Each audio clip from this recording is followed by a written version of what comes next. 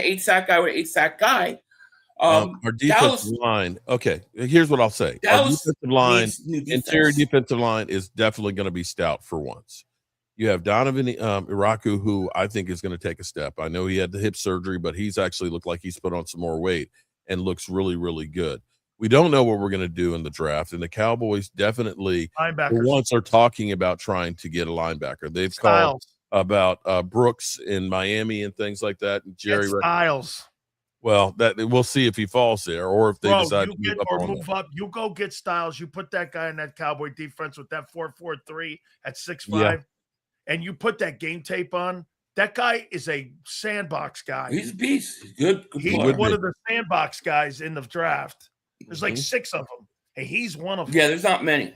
That's why I like the idea of like if the Eagles, not just trading down, but trading and making sure you get a first next year. I have no problem loading up with first-round picks next year with the amount of quality coming out. I think the Eagles got to go offensive line in the first round if they keep the pick. But I do think Dallas, to me, if Dallas got Max Crosby or Miles, I think you could say that team has gotten a lot better because their offense is already good, but it's their defense that has to get better.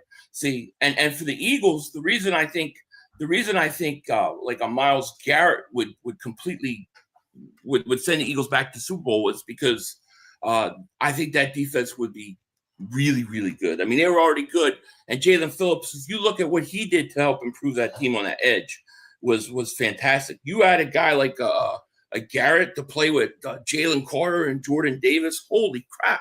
I think if you have a chance, and I'm not saying the Eagles are going to do it, but I'm going to say if you have a chance to do something like that, you got to take a shot, dude. It's like you got to take a shot. I just think that a guy like that is a generational player. He comes about how often. You have to do it. And I do think that the Browns are trading him. I do not believe the Browns are not trading him. I don't know where he's going, but he's getting traded. Hey, Mark, what's the shirt? Oh, shirt. Win the whole effing thing. Win the whole effing thing. Yeah. There you go. Major League. I like it. Hold yourselves to those standards, buddy. All year long. Right. Hey, for something to happen, you got to first believe that it can happen. That's the first step. Well, you got to. I mean, you don't think getting a guy like Crosby or Garrett for Dallas? I agree. And especially if they can get Crosby at a discount, because he's probably not going to be ready until July or August. And so at that point, you might. Yeah, but that meniscus injury, I wouldn't sweat that thing, man. I know guys who played without both of them. I wouldn't sweat that shit. I think what the Ravens did was bullshit. Okay. And to me, meniscus injury, dude. Mm-hmm. Okay. We had Dr. Chow on it. Dr. Chow said his was like replacing the sod versus mowing the sod. He goes, it just takes a little more time and recovery. I've had my meniscus shaved. He had his meniscus replaced. That's a little deeper, but you can play with it. It's just a comfort level. And you put Crosby on that defense on the other side of Rashad Gary. Oh, man. Yeah. I mean, and Quentin Williams in the middle. Yeah. And you get maybe a Styles in there somewhere. Bro, you're rocking. Mm-hmm. That would move the needle to me when I look at the Cowboys. It really look at Mark right there. Can you hey Philly, the worst thing that would happen is if that team wins 13 games this coming year, this guy would be unbearable. If that guy I know all games, I know. And then you know what's going to happen. Exactly. Until that playoff pick six interception by Dak Prescott late in the fourth quarter. To answer Xander's question earlier when he was talking about the 96 win against the Eagles, the divisional round, that was for the 95 season. That was January 7th. Okay. That was the Super Bowl. That was a horrible day. That was a blizzard. It was a giant blizzard. I'm sorry, I didn't mean to inflict any more pain. That was a blizzard in Dallas? No, in Philly, we had a blizzard there. You're talking about that's the last Reggie White game, right? Where he played New Orleans. They beat New Orleans. That was when they were playing JB99, bringing home for Jerome, and they go to Dallas, and Dallas was on the way up, and they beat the crap out of us. And it was blizzard. Reggie's last year in Philly was 96. No, I don't think it was 96. 95. 95. Yeah, it was something. Yeah, something like that. Yeah. Okay. Yeah, because I was out of high school and I was stuck right. at my Jerome, cousin's Jerome and it was died, a blizzard. Jerome died in 92. Reggie played 3 more years there? Huh. Yeah. I thought it was only 2 more, but okay. Everybody doesn't realize Reggie played most of his career in Philly. Yeah. No, yeah. I mean, yeah, it was a shorter stay, and it was a shorter stay in Green Bay. And how old was he when he went to Green Bay? I don't remember. He had to be like 32 years old. 32 or something like that. And he still had 4 good years left. Remember though, he played 2 years in the USFL. In the USFL. Yeah. With the Birmingham Stallions before he got there. And so he got into the NFL. He was already like 23, 22 years old when he left Tennessee. Yeah. Yeah. How about that line, Mark? Mark, what the hell are you laughing at, man? Why I'm just so happy that that I ended up being here on your show. I enjoy this every week, and I'm so happy that I've stayed. I'm just happy to be here. Happy at mediocrity.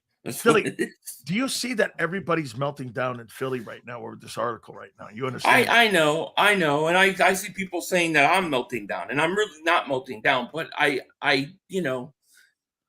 look. There's truth to the article, and we have to accept it. But there's also a lot of other stuff in that article to I think make Jalen Hurts look unfairly bad. Mark, can I make an observation about Philly? What's that? Because this article came out, boy, he's explained a lot today. Do you know? Yeah, I'm just wondering where the DAC glasses are and things. I haven't seen that kind of stuff in a while. I'm just like, I don't know, man. I mean, what do you mean? I explained a lot. What do you mean? What do you mean? Well, I think you've I think this article's made you think a little bit about of course. It has to. You have to think about what the hell is going on. I mean, look, we know. You're right. It's a Nick thing. You're right. It's a Nick thing. Mm-hmm. But I do think I think the one thing people are missing, I think this really falls more back on Jalen Hurts too. But I also think the coach is showing you that he is not doing a good enough job. Because why do you let a player walk all over you like that? It just is hard for me to understand. I think about the beginning of the article and how they're talking about how Patullo's calling the plays and then Jalen Hurts chimes in and they're all looking at each other. And he goes 4 verticals. And Nick just goes, all right. Yeah, let's, it's like. Can you imagine? I don't know. I don't get it. Can you imagine if Dak called 4 verts? Oh, they'd be killing him. They'd kill him. They kill Hurts. No, they wouldn't. They'd kill him anyway. They would say, "Oh no, the receiver slipped on the route," or "Oh no." Hey! It wouldn't be Dak's fault. Did you hear the new nickname? Did you hear the new nickname for Hurts? Four Verts Hurts. Oh.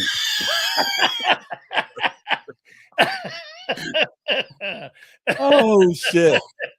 Mark, make that a shirt. Mark, is that going to be a video? 4 Verts Hurts. That might be 4 Verts Hurts. 4 Verts Hurts. Oh my god! Guys, see, and that's crazy to me. Where's the coach in all that, dude? Seriously, why didn't the coach say no? We're not running 4 verts.